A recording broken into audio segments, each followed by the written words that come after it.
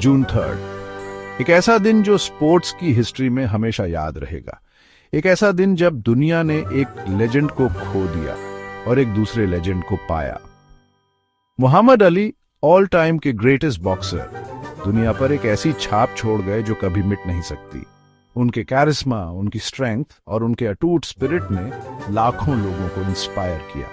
Ring में उनके शुरुआती दिनों से लेकर उनके आखिरी पलों तक अली का सफर जीत और हिम्मत का था। उनकी लेगेसी आज भी जिंदा है, सिर्फ स्पोर्ट्स की दुनिया में ही नहीं बल्कि हर किसी के दिल में। आज हम एक सच्चे चैंपियन की लाइफ को याद करते हैं और सेलिब्रेट करते हैं। वो खुद को द ग्रेटेस्ट कहते थे और दुनिया ने भी ये माना। मोहम्मद अली सिर्फ एक हैवीवेट चैंपियन नहीं थे, वो हिम्मत, पक्के इरादे और करिश्मा का सिंबल थे। अली ने रिंग के अंदर और बाहर दोनों जगह लड़ाइयां लड़ी, बॉक्सिंग टाइटल्स से लेकर सोशल जस्टिस तक।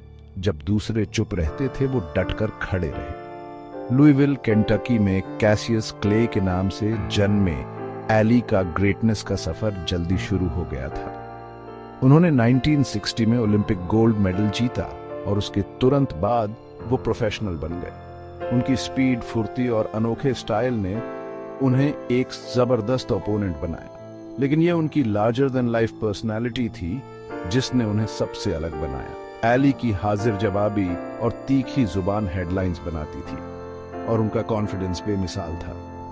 अली का असर बॉक्सिंग रिंग से कहीं ज्यादा था। वो वियतनाम वॉर के खिलाफ खुलकर बोलते थे।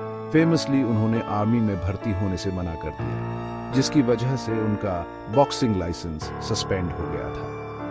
विरोध के बावजूद अली अपने बिलीफ्स पर डटे रहे और रेजिस्टेंस की एक मिसाल और बेजुबानों की आवाज बने।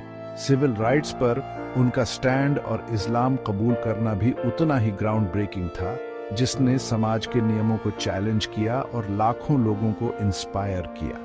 अपने पूरे करियर में अली अपने जमाने के कुछ सबसे टफ फाइटर्स से भिड़े, जिनमें जो फ्रेजर, जॉर्ज फोरमैन और सनी लिस्टन शामिल थे।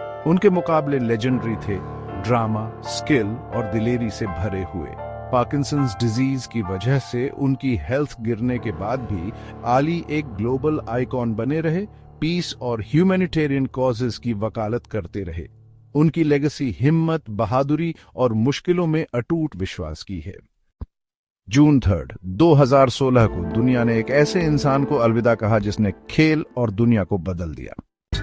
लेकिन उसी दिन 30 साल पहले एक और लेजेंड का जन्म मलोर्का, स्पेन में हुआ था।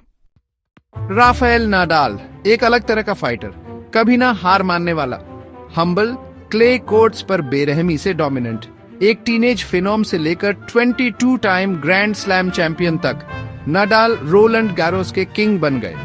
उनका डिसिप्लिन, रिस्पेक्ट और फायर उनसे पहले आए एक और महान खिलाड़ी की स्पिरिट की याद दिलाता था।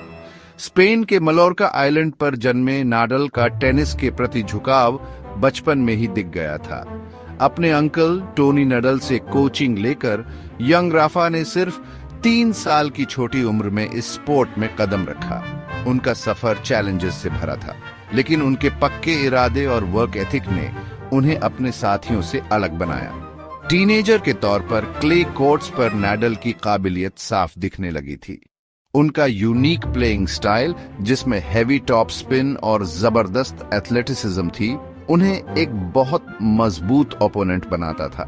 19 साल की उम्र तक वो अपना पहला फ्रेंच ओपन टाइटल जीत चुके थे, एक ऐसी अचीवमेंट जिसने रोलैंड गारोस पर उनके राज की शुरुआत की। क्ले पर नाडाल का डोमिनेंस बेमिसाल है। रिकॉर्ड 13 फ्रेंच ओपन टाइटल्स के साथ उन्होंने हिस्ट्री के ग्रेटेस्ट क्ले कोर्ट प्लेयर के तौर पर अपनी लेगेसी पक्की कर ली है। उनके मैचेस उनकी हिम्मत का सबूत है। अक्सर वो थका देने वाले 5 सेटर्स में लड़ते हैं और जीत हासिल करते हैं। कोर्ट के बाहर नाडाल अपनी ह्यूमिलिटी और स्पोर्ट्समैनशिप के लिए जाने जाते हैं। वो अपने ओपोनेंट्स और गेम की रिस्पेक्ट करते हैं। जीत और हार दोनों में हमेशा शालीनता दिखाते हैं। स्पोर्ट के प्रति उनका डेडिकेशन और एक्सेलेंस की लगातार खोज दुनिया भर के कई उभरते एथलीट्स के लिए इंस्पिरेशन है। राफेल नाडाल की कहानी पैशन, लगन और बेमिसाल सक्सेस की है। वो सिर्फ एक चैंपियन नहीं है, वो एक लेजेंड है जिनकी लेगेसी आने वाली पीढ़ियों तक याद रखी जाएगी।